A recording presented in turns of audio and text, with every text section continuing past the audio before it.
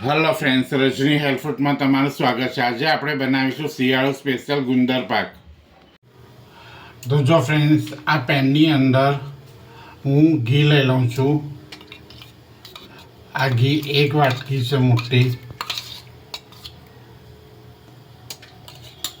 થોડું રવા દીધેશું, તે પછી હું લઈ લઈશ.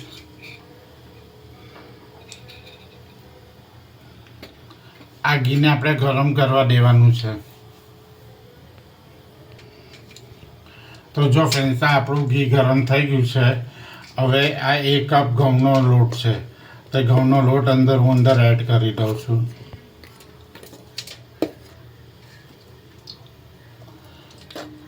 ને આને હું બરાબર શેકી લઈશ ઘઉંના લોટને.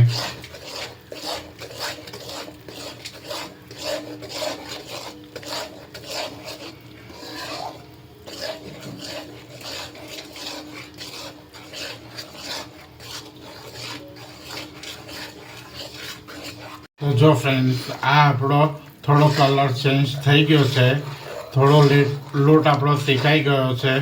હવે તેની અંદર આ 1 કપ કોપરાનું છીણ છે, તે કોપરાનું છીણ હું અંદર એડ કરી દઈશ.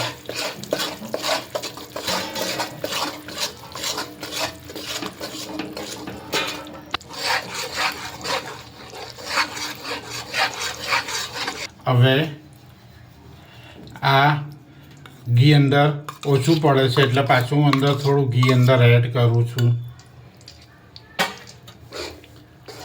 ને આને લોટને હું હજુ શેકાવા દઈશ.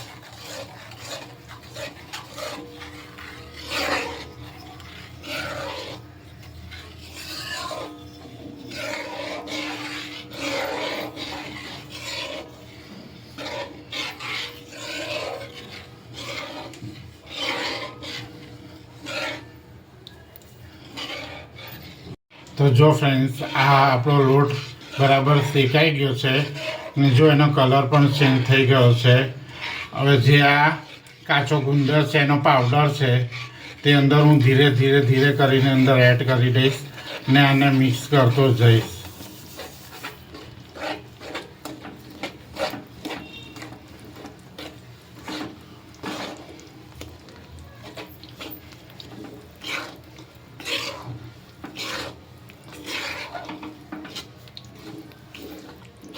તો જો આ બધું આપણે બરાબર મિક્સ કરી લેવાનું છે.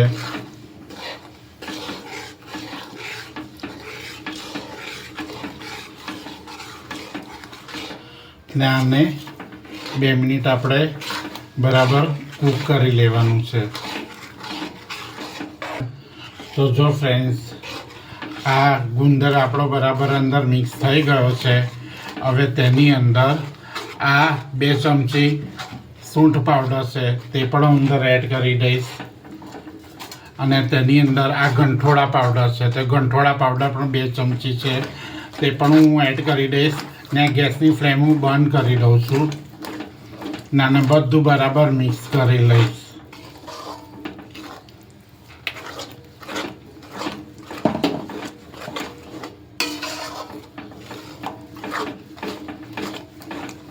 તો જો ફ્રેન્ડ્સ, આ ગંઠોડા પાવડર અને સૂંઠ પાવડર આપણું બધું બરાબર મિક્સ થઈ ગયું છે. હવે આ ગરમ છે ને, આ ગરમની અંદર જ હું આવી રીતે ગોળ અંદર એડ કરી દઈશ. ગોળ આપણો 1 કપ છે ને આ ગોળને પણ આની અંદર બરાબર મિક્સ કરી લઈશ, જેનાથી આ ગરમમાં ગોળ આપણો પીગળી જાય.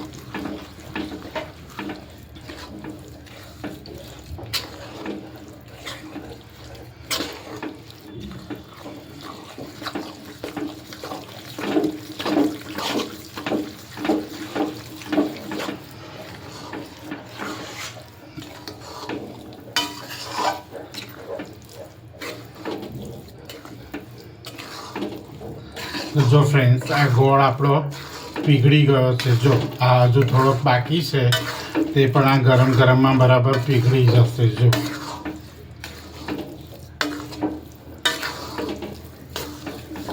ગેસની ફ્લેમ મેં બંધ જ રાખેલી છે.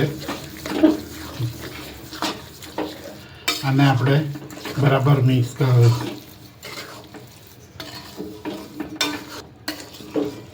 તો જો ફ્રેન્ડ્સ, આ ગોળ પણ આપણો બરાબર મિક્સ થઈ ગયો છે. હવે આ ગુંદર પાકને આપણે ગ્રીસ કરેલી થાળીમાં પાથરી દઈશું. તો જો આ ગ્રીસ કરેલી થાળી છે તેની અંદર હું આવી રીતે આ ગુંદર એડ કરી દઉં છું. જો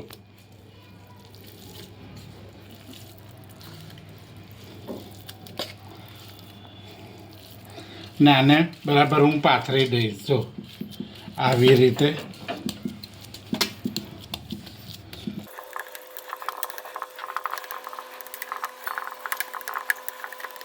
તો જો ફ્રેન્ડ્સ, આ ગુંદર મેં તે ગ્રીસ કરેલી થાળીમાં બરાબર પાથરી દીધો છે. હવે તેની ઉપર હું આવી રીતે આ ખસખસ છે, તો જો આ ખસખસથી હું એને ગાર્નિશ કરું છું. જો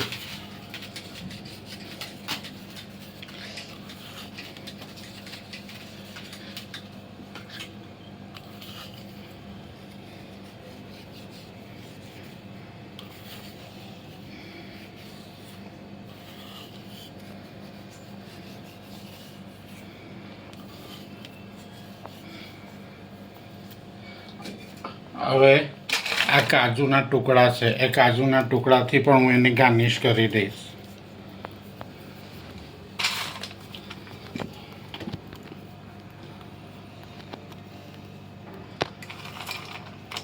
આ બદામના ટુકડા છે, આ બદામના ટુકડાથી પણ હું એને ગાર્નિશ કરી દઈશ.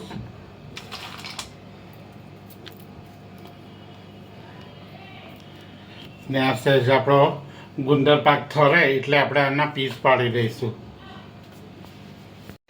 તો જો ફ્રેન્ડ્સ, આ ગુંદર પાક આપણો સેટ થઈ ગયો છે.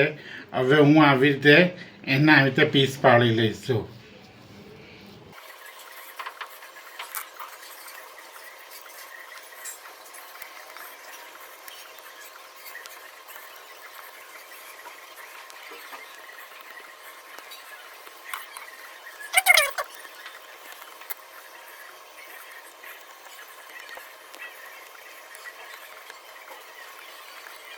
જો ફ્રેન્ડ્સ, આ રીતે મેં આના પીસ પાડી લીધા છે.